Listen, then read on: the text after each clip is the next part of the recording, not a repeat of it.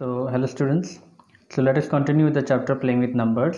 So I have already covered some topics like factors, multiples, common multiples. Let us next move to the next topic, even numbers. Already you know about this, that even numbers are those numbers which are divisible by 2. Divisible by 2 means when you divide by 2, the remainder will be 0, there will be no more remainder. Or simply you can say all the multiples of 2. That means the numbers that come in the multiplication table of 2. So all the numbers like 4, 72, 134, these numbers are known as even numbers. The thing is that how will you come to know without dividing whether it is even or not?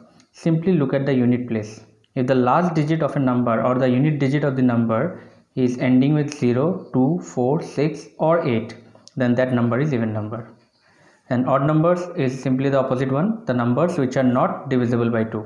And the digits that appear in the unit place are 1, 3, 5, 7 or 9. Also remember that if I write only 0, the 0 is also individually 0 is also an even number because it is also divisible by 2.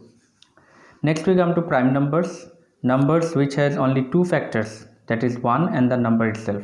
As we have already learned while learning the factors, we have learned that the two factors are always the number itself and 1, and it may have other than that also. But there are some numbers which will have no more factors other than these two, that is the number itself and 1. So such numbers are called prime numbers. So there are more examples like 3, 5, 7, 11, 13. There are many examples which will have only two factors, that is the number itself and the 1. And also you'll note that 2 is the smallest prime number.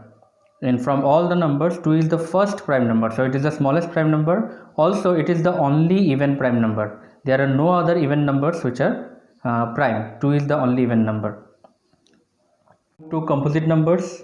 Composite numbers are the numbers which have more than two factors are called composite numbers. So it is opposite to prime numbers. That means the numbers which are not prime are composite.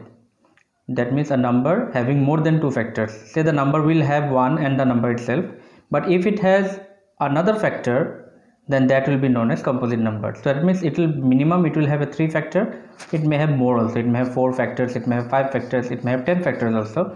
So those numbers are known as composite numbers. That means it will have 1 in itself, but other than that also there will be some other factors. So such numbers are called composite numbers. Now points to remember is that the number 1 is neither prime nor composite. You cannot call it as prime also, you cannot call it as composite also. And we know that 1 is the factor of every number. And as I said, all even numbers except 2 are composite numbers. So that means only 2 is the even number which is prime. Rest all even numbers are composite. And odd numbers, all odd numbers are not prime. Some odd numbers are prime and some odd numbers are composite. Next we move to the topic coprime numbers. Now what are coprime numbers? Suppose I take 2 or more numbers and find the factors of the number. And I try to find out the common factors of between them. As we have already learned in common factors, we can get one common factor, we can get two common factors. But one factor which is common to all the number is 1. This is the factor which is common to every number. But sometimes we get factors other than 1 also. In case you take two numbers, say for example 3 and 4, and you do not get any other factor common except 1. There is no other factor which is common except 1. Then such numbers are called coprime numbers. So 2 or more numbers that do not have a common factor except 1 are called coprimes, or simply you can say 2 or more numbers which have only 1 as a common factor. So such numbers are called coprime numbers.